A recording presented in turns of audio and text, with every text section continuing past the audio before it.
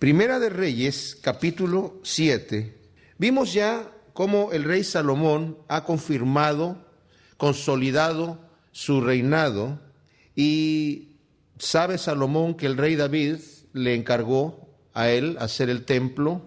De hecho, vimos cómo leímos en Crónicas que el Señor le había dicho a David, cuando David tuvo en su corazón hacer un templo para el Señor, el profeta le dijo que estaba bien lo que estaba sintiendo y que hiciera el templo, pero después el Señor le habló al profeta y le dijo, dile a David que él no puede hacer esto, porque es un hombre que tiene las manos manchadas de sangre, ha peleado muchas guerras, ya ha derramado mucha sangre, y pues él no puede hacerme a mí un templo, o sea, lo que quería hacer David. Dice, pero dile que yo voy a edificarle a él casa, y un hijo que va a nacer de él, todavía no nacía Salomón, él va a edificar mi casa, va a ser un hombre de paz, en su reinado va a haber paz, y le va a poner por nombre Salomón, que significa pacífico.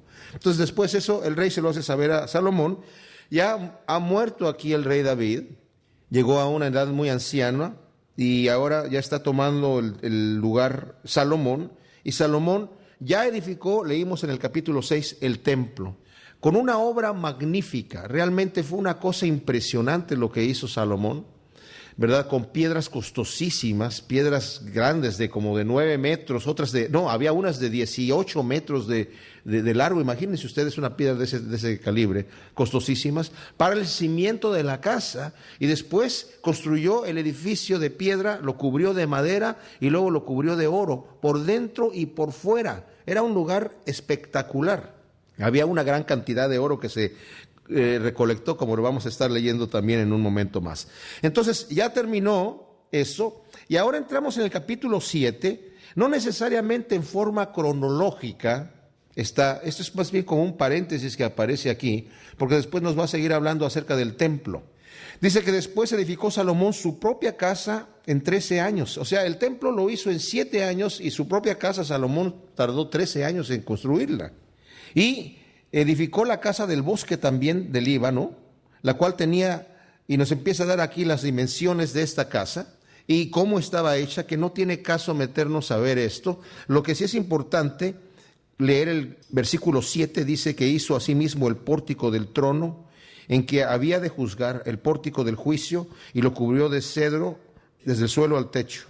Y la casa en que él moraba, en otro atrio dentro del pórtico, era de obra semejante a esta. Edificó también Salomón para la hija de Faraón, que había tomado por mujer, una casa de hechura semejante a la del pórtico. O sea, había 3 casas que se nos está hablando aquí. Una en donde habitaba Salomón, otra en donde habitaba su esposa, pero esta casa que dice que construye en el bosque del Líbano, algunos comentaristas dicen que ese era el nombre que le daban a la casa porque tenía 45 pilares, entonces le decían a la casa le llamaban el bosque del Líbano, pero también puede ser que haya habido un bosque allí en donde está esta casa. Esta casa particularmente era el lugar donde Salomón iba a juzgar, ahí es en donde estaba su trono. Él tenía su propia casa donde él habitaba, que era una mansión grandísima, y también a su esposa, la hija de Faraón, le hizo una casa semejante a la de él. Y nos habla aquí en detalle de cómo estaban labradas la madera, las piedras y todas las vigas de cedro, y bueno, una obra artística muy, muy hermosa. Y en el versículo 13 nos dice que envió el rey Salomón e hizo venir de Tiro a Hiram, hijo de una viuda de la tribu de Neftalí. Este es un judío, obviamente, pues de la tribu de Neftalí, pero vivía en Tiro. Este no es el rey de Tiro, que también se llamaba Hiram, pero este era un judío que tenía el mismo nombre. Su padre, que trabajaba en bronce, era de Tiro, e Hiram era lleno de sabiduría, inteligencia y ciencia en toda obra de bronce. Este pues vino al rey Salomón e hizo toda su obra. Cuando Moisés está haciendo el tabernáculo, también el Señor le dice que escoja cierto personaje, dos personas, que el Señor le da sabiduría específica para que ellos tengan sabiduría en diseño y en el arte que el Señor quería en el tabernáculo, de manera que el Señor le pone en el corazón a estos artesanos, ¿verdad? Lo que el Señor quería en el tabernáculo. Y aquí también el Señor va a hacer lo mismo con este señor Hiram. Nos dice aquí que hizo 2 columnas de bronce, y voy a leer un poquito de la Biblia de versión internacional, solamente porque nos permite allí ver las dimensiones en metros. Hiram fundió 2 columnas de bronce, cada una de ellas tenía 8 metros de alto y 5 metros de circunferencia, o sea, como menos de 2 metros de ancho. No eran columnas de bronce sólido, obviamente estaban huecas y tenían como de grueso un poco menos de 10 centímetros, pero igual muy pesadas y con 8 metros de altura. Estas columnas estaban afuera en el pórtico y no sostenían nada, solamente estaban de adorno y estuvieron ahí todo el tiempo que estuvo el templo erguido ahí, hasta que Nabucodonosor tomó toda la tierra de Israel, ¿verdad? Y se llevó cautivos a los israelitas. Él se llevó las columnas a Babilonia. Bueno, y nos habla de cómo están los capiteles y todo el arte, que como dije es un poco laborioso para empezarlo a leer. Aquellos que quieran ver el arte que había ahí lo pueden leer. Yo les recomiendo que lo lean en una Biblia como la Nueva Versión Internacional, porque si no se hace más laborioso tener que estar convirtiendo codos en metros, y bueno, es una labor para algunos matemáticos que les guste hacer esta clase de cosas, ¿verdad? Luego nos habla acerca del mobiliario del templo, que también Hiram, este artífice, empieza a diseñar varias cosas. Debemos saber que el plano del templo mismo, como debía ser, se lo entregó David a Salomón. El Señor le mostró a él cómo debía ser el templo, y él hizo todo un plano y todo lo preparó David de una manera impresionante. Es más, si leemos aquí en Primera de Crónicas, capítulo 22, donde David está hablando con su hijo Salomón acerca de cómo debe comportarse, dice que tiene que estar guardando los caminos del Señor. Dice, si tienes que estar guardando los caminos del Señor para que el Señor esté contigo, porque si lo dejas, el Señor también te va a dejar. Y dice en el versículo 11 del capítulo 22 de Primera de Crónicas: ahora, hijo mío, que el Señor tu Dios te ayude a construir su templo tal como lo ha prometido, que te dé prudencia y sabiduría para que cuando estés al frente de Israel obedezcas su ley. Él es el Señor tu Dios, y si cumples las leyes y normas que el Señor le entregó a Israel por medio de Moisés, entonces te irá bien. O sea, ahí está la advertencia de David a él. El Señor también le dijo ya a Salomón cuando se le apareció: yo voy a confirmar tu reino siempre y cuando tú guardes mis mandamientos. Y si obedeces mi ley y andas en mis estatutos, yo voy a confirmar tu reino para siempre, le dijo el Señor. Entonces le dice: sé fuerte y valiente y no tengas miedo ni desmayes. Mira, con mucho esfuerzo, dice David, he logrado conseguir para el templo del Señor 3,300 toneladas de oro. Imagínense ustedes, 3,300 toneladas de oro fue lo que consiguió David y se lo está entregando a Salomón para el templo. 33,000 toneladas de plata y una incontable cantidad de bronce y de hierro. Además he conseguido madera y piedra, pero tú debes adquirir más. También cuentas con una buena cantidad de obreros, canteros, albañiles, carpinteros y expertos en toda clase de trabajos, en oro, plata, bronce y hierro. Así que pon manos a la obra y que el Señor te acompañe. Después David ordena a todos los levitas con lo que van a hacer los cantores, los que se van a encargar de cuidar esto. Y todo lo organiza David de antemano para que Salomón nada más llegue y empiece a poner manos a la obra. David era en su corazón, era lo que él quería hacer, ¿verdad? Y era la emoción de él. Y luego nos dice aquí en el capítulo 29 de Primera de Crónicas, que el rey David dijo a toda la asamblea, cuando ya les está dando últimas instrucciones al pueblo antes de que falleciera: Dios ha escogido a mi hijo Salomón, pero para una obra de esta magnitud todavía le falta experiencia. El palacio no es para un hombre, sino para Dios el Señor. Con mucho esfuerzo he hecho los preparativos para el templo de Dios. He conseguido oro para los objetos de oro y plata para los objetos de plata, bronce para los de bronce y hierro para los de hierro, madera para los de madera y piedras de ónice, piedras de engaste, piedras talladas de diversos colores, piedras preciosas de toda clase y mármol en abundancia. Además, aparte de lo que yo he conseguido por amor al templo de mi Dios, entrego para su templo todo el oro y plata que poseo. O sea, David, todo lo que él tenía se lo entrega al Señor. Y fíjense lo que dice, aquí es realmente hermoso en lo que había en el corazón de él. 100,000 kilos de oro de Ofir, eso es lo que tenía David en su tesoro personal, y 230,000 o 230 toneladas, 100 toneladas de oro de Ofir y 230 toneladas de plata finísima para recubrir las paredes de los edificios, para todos los objetos de oro y plata y para toda clase de trabajo que hagan los orfebres. ¿Quién de ustedes quiere hoy dar una ofrenda al Señor?, le dice a la asamblea. Entonces los jefes de familias y los jefes de las tribus de Israel y los jefes de 1000 y de 100 soldados y los encargados de las obras del rey hicieron sus ofrendas voluntarias y donaron para las ofrendas del templo de Dios 165,000 o 165 toneladas y 10,000 monedas de oro. 165 toneladas de oro consiguió toda la gente y 10,000 monedas de oro. Increíble, ¿verdad? 330 toneladas de plata y alrededor de 600 toneladas de bronce y 3,300,000 kilos de hierro. ¡Wow!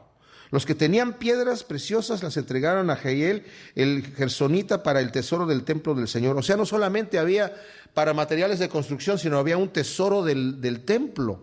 O lo que sobraba, todo iba para allá. Impresionante.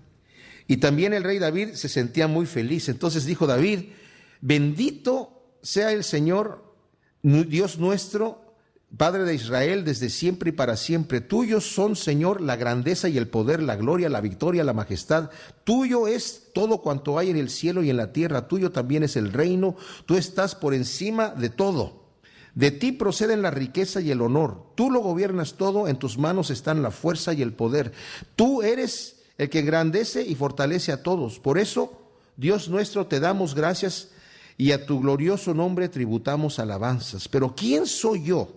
¿Y quién es mi pueblo para que podamos darte estas ofrendas? Esa es la actitud correcta cuando le damos al Señor. ¿Quién soy yo, Señor, para darte a ti alguna cosa? Estas ofrendas voluntarias.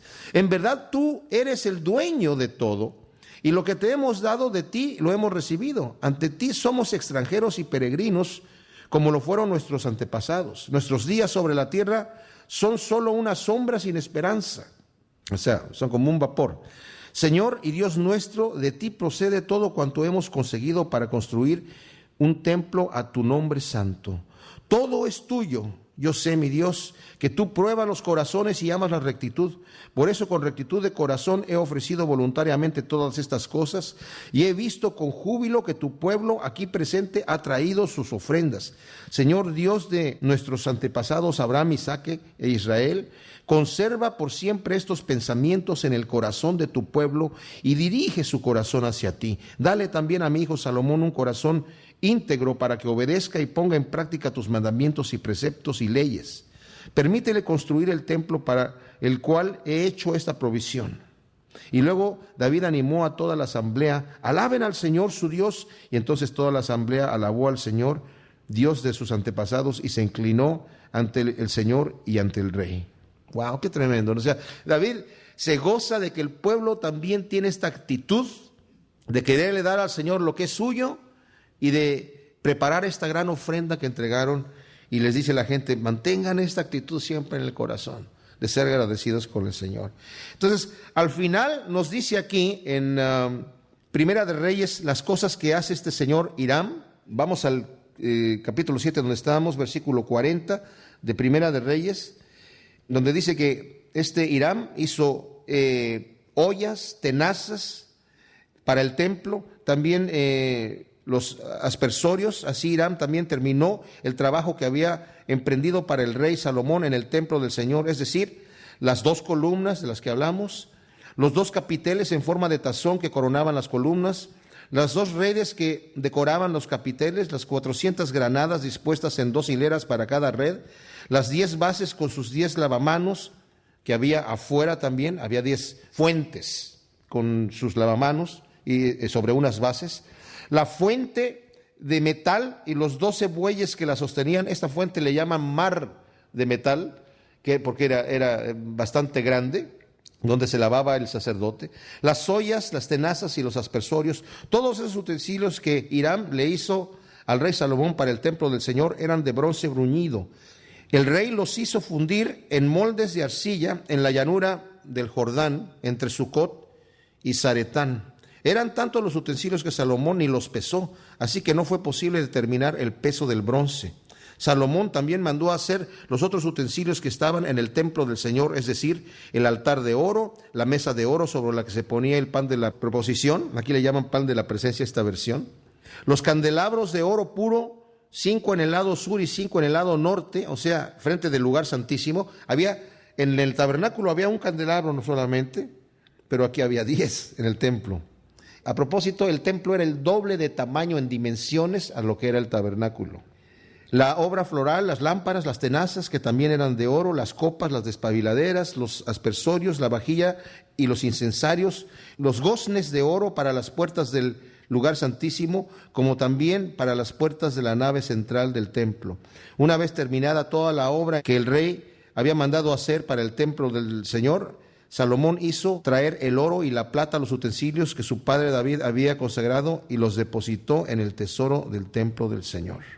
Después, en el capítulo 8, nos habla acerca de cómo Salomón traslada el arca, y nos dice que Salomón reunió ante sí en Jerusalén a los ancianos de Israel, a todos los jefes de las tribus y a los príncipes de las familias de los hijos de Israel, para traer el arca del pacto de Jehová de la ciudad de David, la cual es de Sión. O sea, cuando leímos en el capítulo 7, aparentemente él termina el templo y luego hace su casa, y luego nos vuelve a hablar del templo. Más bien se está regresando a darnos más detalle acerca de lo que había en el templo y de los diferentes utensilios.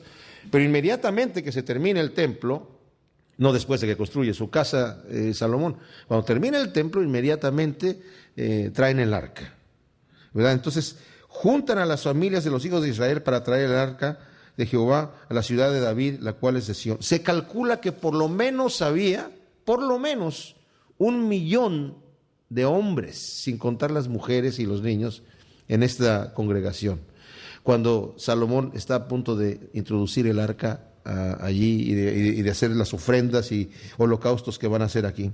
Y se reunieron con el rey Salomón todos los varones de Israel, justamente en el mes de Etanim, que es el mes séptimo, en el día de la fiesta solemne. Este mes corresponde a septiembre-octubre, porque normalmente este mes toma como una parte de septiembre y una parte de octubre, cuando hacen esto. Y vinieron todos los ancianos de Israel y los sacerdotes tomaron el arca. Era como se debía llevar el arca. Ustedes recuerdan que David quiso trasladar una vez el arca en una carreta. Cuando la carreta cayó en un hoyo y los que la iban llevando, uno alargó la mano para que no se cayera el arca y el Señor lo mató ahí. Pero también era para hacerle ver a David que había una manera de llevar el arca. Solamente lo podían llevar los levitas y los tenían que cargar con unas varas especiales que estaban cubiertas de oro, de madera de acacia cubierta de oro. Y bueno, así es ahí como lo están haciendo aquí. Entonces llevaron el arca de Jehová y el tabernáculo de reunión y todos los utensilios que estaban en el tabernáculo, los cuales llevaban los sacerdotes y levitas. Y el rey Salomón y toda la congregación de Israel que se había reunido con él, estaba con él delante del arca sacrificando ovejas y bueyes que por la multitud no se podían contar ni numerar.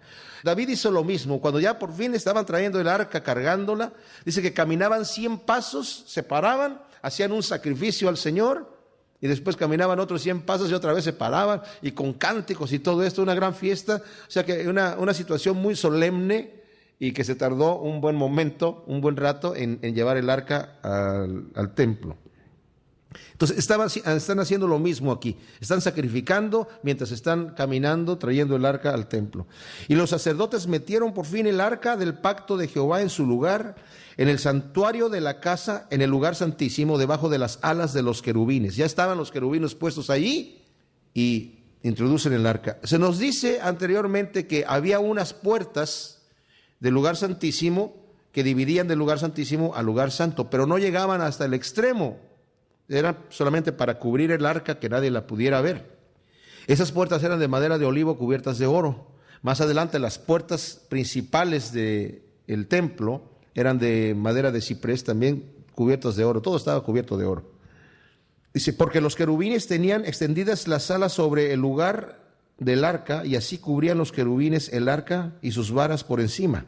Y sacaron las varas de madera, de manera que sus extremos se dejaban ver desde el lugar santo. Como dije, se veían los extremos de las varas así, que está delante del lugar santísimo, pero no se dejaban ver desde más afuera, y así quedaron hasta hoy.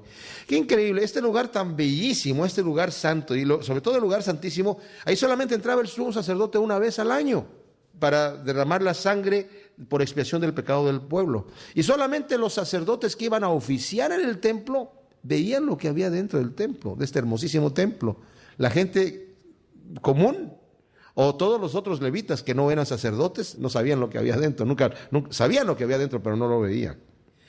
Dice, en el arca ninguna cosa había sino las 2 tablas de piedra que ahí había puesto Moisés en Horeb, donde Jehová hizo pacto con los hijos de Israel cuando salieron de la tierra de Egipto.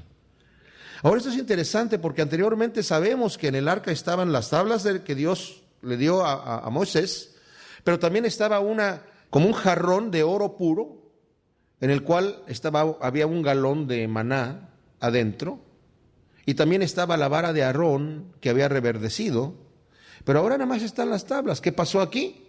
Lo que se calcula es que ustedes saben cuando el arca quedó en manos de los filisteos la habían llevado al templo de su Dios. Después, cuando ya les empezó a ir mal y supieron que la tenían que regresar, la llevaron a Bet-Semes, que ya era territorio de Israel, y los de Bet-Semes dice que abrieron el arca y miraron lo que había dentro. Yo no sé si en ese momento ellos sacaron el maná o sacaron la vara, es muy posible. El Señor los castigó a los de Bet-Semes y murieron los que vieron hacia adentro del arca. No crean que es porque así como Raiders of the Lost Ark, ¿verdad? Que vieron, y empezaron a derretir, no. O como leí una vez en una revista, es que el arca era un gran condensador que cuando si alguien lo tocaba, ¿verdad? Emitía electricidad que tenía guardada ahí y se fulminaba. Bueno, en algunas revistas esas que son así medio extravagantes, ¿verdad? Entonces, nos dice aquí, cuando los sacerdotes salieron del santuario, la nube llenó la casa de Jehová y los sacerdotes no pudieron permanecer para ministrar por causa de la nube, porque la gloria de Jehová había llenado la casa de Jehová. Lo mismo que pasó cuando terminaron el tabernáculo, que la gloria de Dios apareció arriba del tabernáculo. Aquí la gloria de Dios aparece dentro de la casa y los sacerdotes no pueden entrar a oficiar, tienen que salir del lugar porque la gloria del Señor estaba ahí. Una manera de aprobar el Señor, que estaba contento que la gente había hecho eso, ¿verdad? Y estaba como dando su aprobación. Es ahí donde yo voy a estar habitando con ustedes. En el capítulo 8 de Primera de Reyes, en el versículo 12, vamos a ver nosotros cómo ha terminado ya Salomón de construir el templo. Se introdujo ya el arca, que era el símbolo de la presencia de Dios en el templo, y el Señor, una vez que se introduce el arca ahí, llena con su gloria el templo. Los sacerdotes no pueden oficiar en ese momento, y sabe la gente que Dios está de acuerdo con esto que hicieron en el templo y contento. Entonces dice aquí que Salomón dijo: Jehová ha dicho que él habitaría en la oscuridad. Yo he edificado casa por morada para ti, sitio en que tú habites para siempre. Y volviendo el rey su rostro, bendijo a toda la congregación de Israel, y toda la congregación de Israel estaba de pie. Y dijo Salomón: bendito sea Jehová Dios de Israel, que habló a David mi padre lo que con su mano ha cumplido, diciendo: desde el día que saqué de Egipto a mi pueblo Israel, no he escogido ciudad de todas las tribus de Israel para edificar casa en la cual estuviese mi nombre. Y en Crónicas dice: pero he escogido a Jerusalén, y también he escogido a David para que presidiese mi pueblo Israel. Y David mi padre tuvo en su corazón edificar casa al nombre de Jehová, Dios de Israel. Pero Jehová dijo a David mi padre: cuanto a haber tenido en tu corazón edificar casa a mi nombre, bien has hecho en tener tal deseo. Pero tú no edificarás la casa, sino que tu hijo que saldrá de tus lomos, él edificará casa a mi nombre. Notemos que Salomón se reserva la razón por la cual David no puede construir la casa. No dice porque tiene las manos llenas de sangre. No, con prudencia está hablando aquí Salomón. Y Jehová ha cumplido su palabra que había dicho, porque yo me he levantado en lugar de David mi padre y me he sentado en el trono de Israel, como Jehová había dicho, y he edificado la casa al nombre de Jehová, Dios de Israel. Aquí vamos a notar que Salomón varias veces va a decir, y Jehová ha hecho como él dijo. O sea, él cumple lo que dice, y el Señor es así. Podemos confiar en sus palabras, en sus promesas, porque sus promesas son sí y son amén. He puesto en ella, en la casa de Dios, lugar para el arca, en la cual está el pacto de Jehová que él hizo con nuestros padres cuando los sacó de la tierra de Egipto. Luego se puso Salomón delante del altar de Jehová en presencia de toda la congregación de Israel y extendió sus manos al cielo. Ahora lo que va a decir aquí Salomón es precioso. Y saben, eso me hace a mí temblar en el sentido de que Salomón, siendo un hombre tan sabio, un hombre tan prudente, con una entrega al Señor tan grande al inicio de su vida, no termina así, termina rebelándose en contra de Dios, de manera que hace al Señor que se enoje con Salomón. Eso es para que sepamos que nuestra decisión de seguir a Cristo tiene que ser constante. Por eso dice Pedro en su segunda carta, añádele a tu fe acción a la acción, conocimiento al conocimiento, dominio propio, y al dominio propio perseverancia, constancia. Tienes que ser constante. No es nada más un momento de emoción que me va a contar para toda la vida. Es más, dice la Escritura que cuando yo me entrego al Señor y si después regreso hacia atrás, mi acción primera no es recordada. Pero hay gente que con mucha insistencia dice, no, es que no, uno no puede perder la salvación. Entonces, no importa lo que tú hagas, si ya fuiste salvo. ¿Cómo son? ¿Qué quiere decir ser salvo, mis amados? Si todavía no estoy en condenación en este momento, estoy aquí en el planeta, todavía no estoy en el infierno. La salvación es cuando el Señor ya soy salvo de mi pecado y del infierno. Pero eso viene una vez que entro en la gloria del Señor. Claro que se me aplica a mí desde ahora, ¿verdad? Porque leemos en la Escritura que fue salvo él y su casa, o fue salvo esta persona. Está refiriendo que desde ese momento en adelante, pero mi decisión tiene que permanecer constante. Bueno, de cualquier manera, aquí vamos a ver que Salomón no termina bien. Entonces le dice al Señor, lo que va a decir aquí es muy hermoso. Jehová, Dios de Israel, no hay Dios como tú, ni arriba en los cielos, ni abajo en la tierra, que guardas el pacto y la misericordia a tus siervos, los que andan delante de ti con todo su corazón. Fíjese, Salomón aquí se está dando cuenta, tú eres el único Dios. Él termina adorando a otros dioses, Salomón. Y aquí está reconociendo, tú eres el único Dios, que guardas el pacto para todos los que están caminando con integridad delante de ti, que andan de todo corazón delante de ti, que has cumplido a tu siervo David, mi padre, lo que prometiste. Nuevamente vuelve a hablar, tú eres un Dios veraz. Lo dijiste con tu boca y con tu mano lo has cumplido, como sucede en este día. Ahora pues, Jehová, Dios de Israel, cumple a tu siervo David, mi padre, lo que le prometiste, diciendo, no te faltará varón delante de mí, que se siente en el trono de Israel. Nuevamente la advertencia, Salomón la sabe, con tal que tus hijos guarden mi camino y anden delante de mí, como tú has andado delante de mí. Esa es la condición, y la condición no cambia, La obra es de Dios, pero la condición no cambia. Ahora pues, Jehová, Dios de Israel, cúmplase la palabra que dijiste a tu siervo David, mi padre, pero ¿es verdad que Dios morará sobre la tierra? He aquí que los cielos de los cielos no te pueden contener, cuanto menos esta casa que yo he edificado. Con todo, tú atenderás la oración de tu siervo y a su plegaria, oh Jehová Dios mío, oyendo el clamor y la oración que tu siervo hace hoy delante de ti. Que estén tus ojos abiertos de noche y de día sobre esta casa, sobre este lugar el cual has dicho, mi nombre estará ahí, y que oigas la oración que tu siervo haga en este lugar. Oye pues la oración de tu siervo y de tu pueblo Israel. Cuando oren en este lugar, también tú lo oirás en el lugar de tu morada, en los cielos. Escucha y perdona, Señor. Si alguno pecare contra su prójimo y le tomaren juramento haciéndole jurar, y viniere el juramento delante de tu altar o en esta casa, tú oirás desde el cielo y actuarás, y juzgarás a tus siervos, condenando al impío y haciendo rescatar su proceder sobre su cabeza, y justificando al justo para darle conforme a su justicia. Si tu pueblo Israel fuese derrotado delante de sus enemigos por haber pecado contra ti, y se volvieren a ti y confesaren tu nombre, y oraren, y te rogaren y suplicaren en esta casa, tú oirás en los cielos, y perdonarás el pecado de tu pueblo Israel, y los volverás a la tierra que diste a sus padres. Si el cielo se cerrase, y no lloviere por haber ellos pecado contra ti, o sea, la razón por la cual fueron derrotados delante de sus enemigos es por haber pecado contra Dios, la razón por la cual el cielo se está cerrando es porque han pecado contra Dios. Si eso llegase a suceder, y te rogaren en este lugar, y confesaren tu nombre, y se volvieren del pecado cuando los afligieres, tú oirás en los cielos y perdonarás el pecado de tus siervos y de tu pueblo Israel, enseñándoles el buen camino en que anden, y darás lluvias sobre tu tierra, la cual diste a tu pueblo por heredad.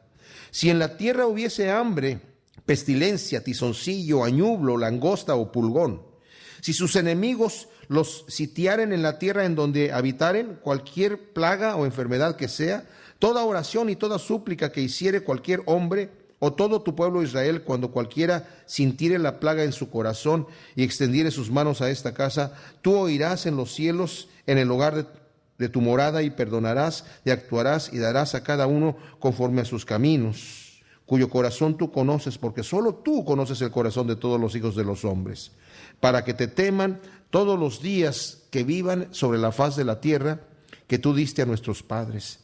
Asimismo, el extranjero que no es de tu pueblo Israel, que viniere de lejanas tierras a causa de tu nombre, o sea, gente que va a venir porque han escuchado, como dice aquí, porque oirán tu grande nombre y de tu mano fuerte y de tu brazo extendido, y viniese a orar a esta casa, tú oirás en los cielos en el lugar de tu morada, y harás conforme a todo aquello por lo cual el extranjero hubiere clamado a ti, para que todos los pueblos de la tierra conozcan tu nombre y te teman como tu pueblo Israel, y entiendan que tu nombre es invocado sobre esta casa que yo edifiqué. Si tu pueblo saliere en batalla contra sus enemigos por el camino que tú les mandes, y oraren a Jehová con el rostro hacia esta ciudad que tú elegiste y hacia la casa que yo edifiqué en tu nombre, tú oirás en los cielos su oración y su súplica, y les harás justicia.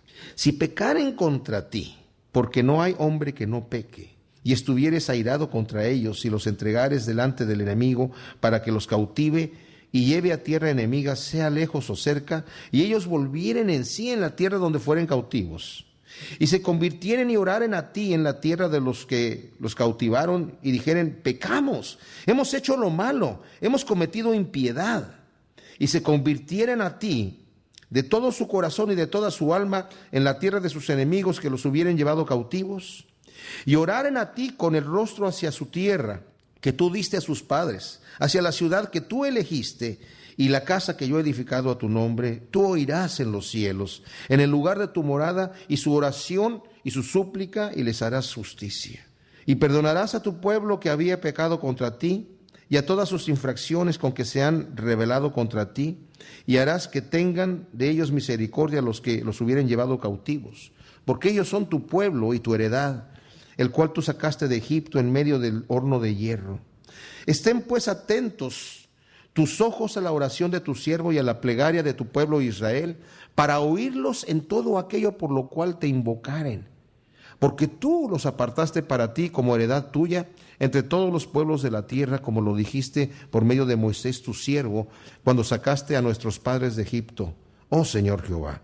Cuando acabó Salomón de hacer a Jehová toda esta oración y súplica, se levantó de estar de rodillas delante del altar de Jehová, con sus manos extendidas al cielo, y puesto en pie bendijo a toda la congregación de Israel, diciendo en voz alta, bendito sea Jehová, que ha dado paz a su pueblo Israel, conforme a todo lo que había dicho. Ninguna palabra de todas sus promesas que expresó por Moisés su siervo ha faltado.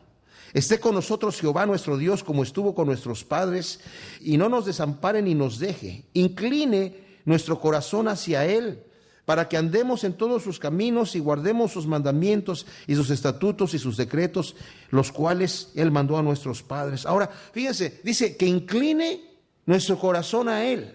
Y el Señor hace eso. Con el poder de su Espíritu Santo, el Señor nos inclina hacia Él, nos lleva. El Señor nos atrae hacia Él. No nos tuerce el brazo y no nos atrae y no nos jala en contra de nuestra voluntad, como algunos creen erróneamente. El Señor nos atrae y nosotros respondemos. Y estas mis palabras con que he orado delante de Jehová estén cerca de Jehová nuestro Dios de día y de noche, para que Él proteja la causa de su siervo y de su pueblo Israel, cada cosa en su tiempo, a fin de que todos los pueblos de la tierra sepan que Jehová es Dios y que no hay otro. Lo vuelve a decir. Sea pues perfecto vuestro corazón para con Jehová nuestro Dios, andando en sus estatutos y guardando sus mandamientos como en el día de hoy. Entonces el rey y todo Israel con él sacrificaron víctimas delante de Jehová. Y ofreció Salomón sacrificios de paz, los cuales ofreció a Jehová 22,000 bueyes y 120,000 ovejas. ¡Wow! Así dedicaron el rey y todos los hijos de Israel la casa de Jehová. Aquel mismo día santificó el rey la parte del medio del atrio, el cual estaba delante de la casa de Jehová, porque ofreció ahí los holocaustos y las ofrendas y la grosura de los sacrificios de paz, por cuanto el altar de bronce que estaba delante de Jehová era pequeño y no cabían en él los holocaustos y las ofrendas y la grosura de los sacrificios de paz, por la gran cantidad de sacrificios, ¿verdad? Tuvo que preparar alternativamente otro lugar que era ahí en medio del atrio. Y en aquel tiempo Salomón hizo fiesta, y con él todo Israel, una gran congregación, desde donde entran en Amat hasta el río de Egipto, de toda la gente que vivía en todo el territorio de Israel, delante de Jehová nuestro Dios, dice, por 7 días y aún por otros 7 días, esto es por 14 días, una fiesta de 14 días en honor al Señor. Tremendo. Y al 8º día despidió al pueblo, y ellos, bendiciendo al rey, se fueron a sus moradas alegres y gozosos de corazón por todos los beneficios que Jehová había hecho a David su siervo y a su pueblo Israel. ¡Wow! ¡Qué cosa tan tremenda! En el capítulo 9 nos dice que cuando Salomón hubo acabado la obra de la casa de Jehová y la casa real y todo lo que Salomón quiso hacer. Ahora, muchas veces cuando una persona termina todo su trabajo y ya no tiene más que hacer, puede que entre en una depresión. Mientras está activo, pues está poniéndole manos a la obra, pero se acabó todo, ya no tiene nada que hacer y puede que empiece a deprimirse, y es ahí donde el Señor se le aparece nuevamente a Salomón. Dice, Jehová apareció a Salomón la segunda vez como le había aparecido en Gabaón, y le dijo Jehová, yo he oído tu oración y tu ruego que has hecho en mi presencia. Yo he santificado esta casa que tú has edificado para poner mi nombre en ella para siempre, y en ella estarán mis ojos y mi corazón y todos los días. O sea, es posible que después de que terminó de hacer su casa, o sea, terminó el templo en 7 años, pero su casa en 13. O sea, todavía duraron otros 8 años y ahí termina toda la obra Salomón, y a lo mejor se queda medio deprimido, ya que ahora ¿qué voy a hacer? Es como Alejandro el Grande, cuando terminó de conquistar lo que conquistó, se sentó a llorar y dijo, ya no hay más tierra que conquistar, ¿verdad? Y puede que Salomón hubiera estado en esta situación y se le aparece el Señor y le dice, yo he aceptado lo que tú has dicho. Eso es bueno. Luego viene la advertencia en el versículo 4. Y si tú anduvieres delante de mí como anduvo David tu padre en integridad de corazón y en equidad, haciendo todas las cosas que yo te he mandado y guardando mis estatutos y mis decretos, yo afirmaré el trono de tu reino sobre Israel para siempre, como hablé a David tu padre, diciendo, no faltará varón de tu descendencia en el trono de Israel. Y viene aquí la advertencia.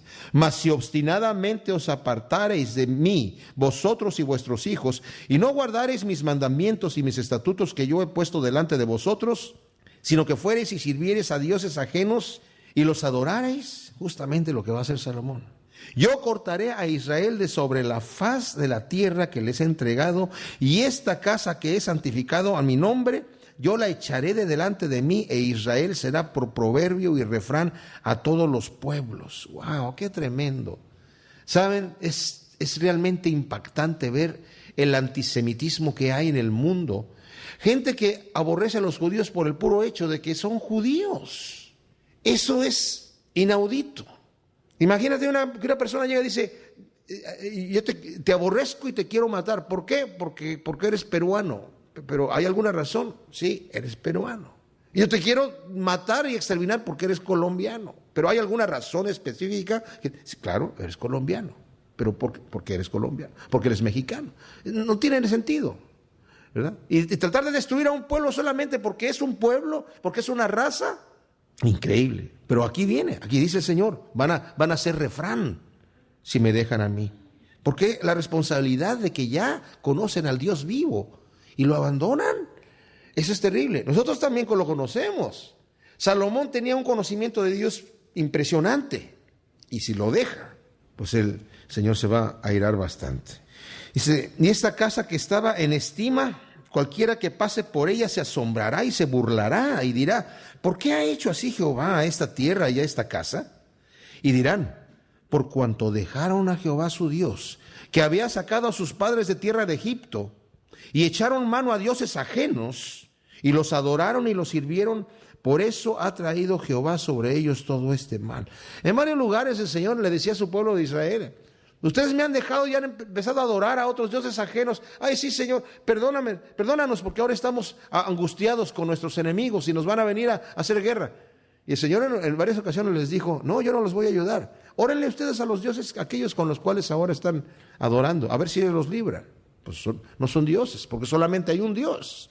Aconteció al cabo de 20 años, cuando Salomón ya había edificado las dos casas, y la casa de Jehová y la casa real, para las cuales Hiram, rey de Tiro, había traído a Salomón madera de cedro y de ciprés y cuanto oro quiso, que el rey Salomón dio a Hiram 20 ciudades en tierra de Galilea. O sea, el territorio de Hiram, que era Fenicia, pues está pegado a Galilea, y las ciudades que les está dando David por toda la generosidad de este rey que le dio todas estas cosas, y aparte también le da oro, pues le dice, bueno, te voy a regalar 20 ciudades que están cerca de tu territorio. Mueve la frontera del dominio de Salomón, porque le entrega esas ciudades a Hiram. Y salió Hiram de Tiro para ver las ciudades que Salomón le había dado y no le gustaron.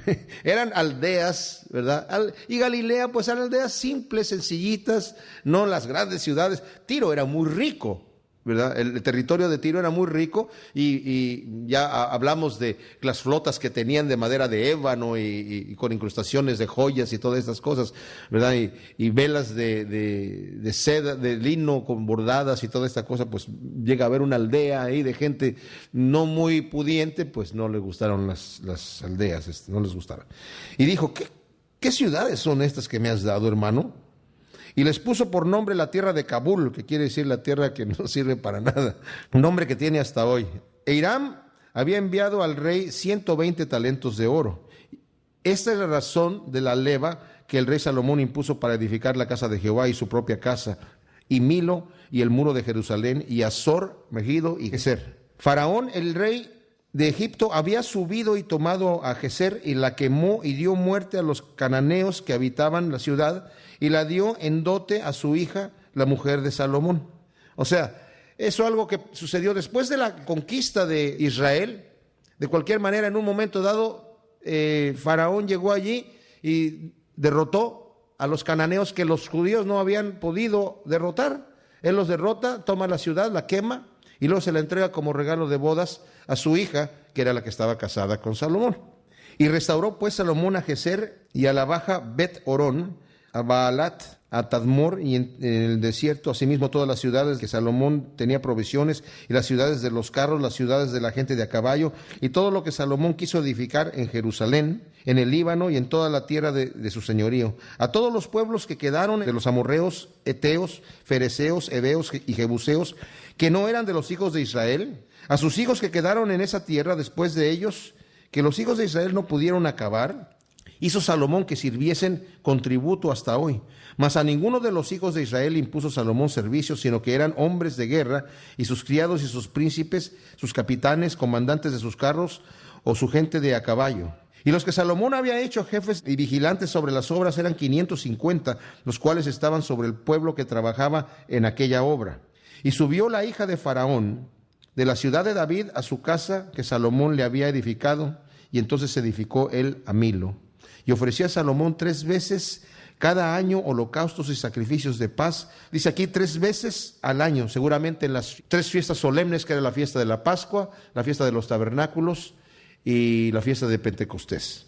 Quemaba incienso sobre el altar que edificó a Jehová después de que la casa fue terminada.